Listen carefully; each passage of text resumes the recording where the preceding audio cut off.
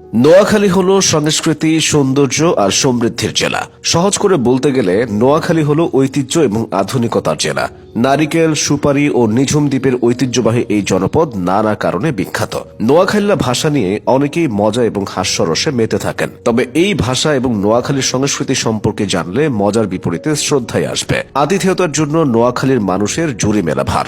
অতীতকাল থেকেই এই অঞ্চলের মানুষ আন্তরিকতা ও সৌজন্যের সেরা।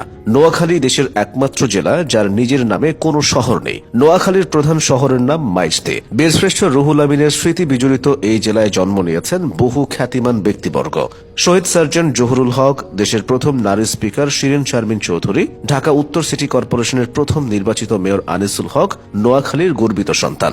এছাড়াও প্রখ্যাত অভিনেতা এটিএম শামসুজ্জামান ও খ্যাতনামা প্রকাশক চিত্তরঞ্জন সাহার মতো অসংখ্য গুণী মানুষের পদচারণায় ধন্য হয়েছে নোয়াখালীর মাটি।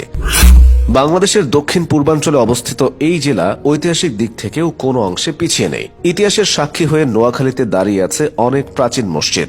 বজরা শাহী মসজিদ, গোপালপুর চৌধুরী বাড়ি মসজিদ এবং নলুয়া মিয়াবাড়ি জামে মসজিদ এগুলোর মধ্যে উল্লেখযোগ্য। সব মিলিয়ে নোয়াখালীতে রয়েছে 4159টি মসজিদ। এছাড়া ধর্মীয় সম্প্রীতির এই জেলায় হিন্দু ধর্মাবলম্বীদের জন্য রয়েছে 892টি মন্দির। প্রাচীনতম জনপদ নোয়াখালী শিক্ষা ব্যবস্থায় অন্য যে কোনো জেলার জন্য উজ্জ্বল দৃষ্টান্ত। এই জেলায় সাক্ষরতার হার প্রায় 75%। শিক্ষিত জনগোষ্ঠী তৈরি করার জন্য এখানে রয়েছে একটি বিশ্ববিদ্যালয়, একটি মেডিকেল কলেজ, 5টি মেডিকেল ট্রেনিং স্কুল, একটি টেক্সটাইল ইঞ্জিনিয়ারিং কলেজ এবং বহু মাধ্যমিক ও প্রাথমিক বিদ্যালয়। বর্তমান নোয়াখালী জেলা আগে ফেনী, লক্ষ্মীপুর এবং নোয়াখালী নিয়ে একটি বৃহত্তর অঞ্চল ছিল, যা এখনও বৃহত্তর নোয়াখালী নামে পরিচিত। ব্রিটিশ শাসনামলে 1821 সালে নোয়াখালীকে জেলার মর্যাদা দেওয়া হয়, কিন্তু তখন এই অঞ্চল ভুলুয়া নামে পরিচিত ছিল, আর নোয়াখালী সদর থানার নাম ছিল সুধারাম।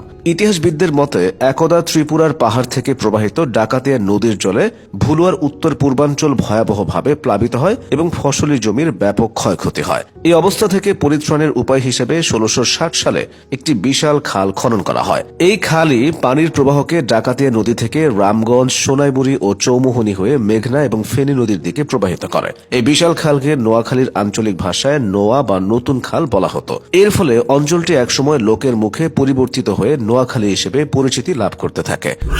পরবর্তীতে 1868 সালে ভুলুয়াকে নোয়াখালীর নামকরণ করা হয়। মোট 9টি উপজেলা নিয়ে গঠিত নোয়াখালীর আয়তন 4202 বর্গ কিলোমিটার। উপজেলার পাশাপাশি এখানে রয়েছে 6টি সংসদীয় আসন, 10টি থানা, 8টি পৌরসভা, 93টি ইউনিয়ন, 882টি মৌজা এবং 967টি গ্রাম। ভৌগোলিক দিক থেকে এই জেলার উত্তরে কুমিল্লা ও চাঁদপুর, দক্ষিণে মেঘনা নদী ও বঙ্গোপসাগর, পূর্বে চট্টগ্রাম ও ফেনী এবং পশ্চিমে রয়েছে লক্ষ্মীপুর ও ভোলা জেলা। নোয়াখালীর অর্থনীতি মূলত কৃষি নির্ভর, তবে কৃষির পাশাপাশি এই অঞ্চলের বহু প্রবাসী মধ্যপ্রাচ্য সহ বিশ্বের আনাচে কানাচে ছড়িয়ে আছেন, যাদের শ্রমে অর্জিত টাকা দেশের অর্থনীতিতে গুরুত্বপূর্ণ অবদান রাখছে। অপরূপ প্রাকৃতিক সৌন্দর্য মণ্ডিত এই জেলায় রয়েছে অসংখ্য দৃষ্টিনন্দন স্থান।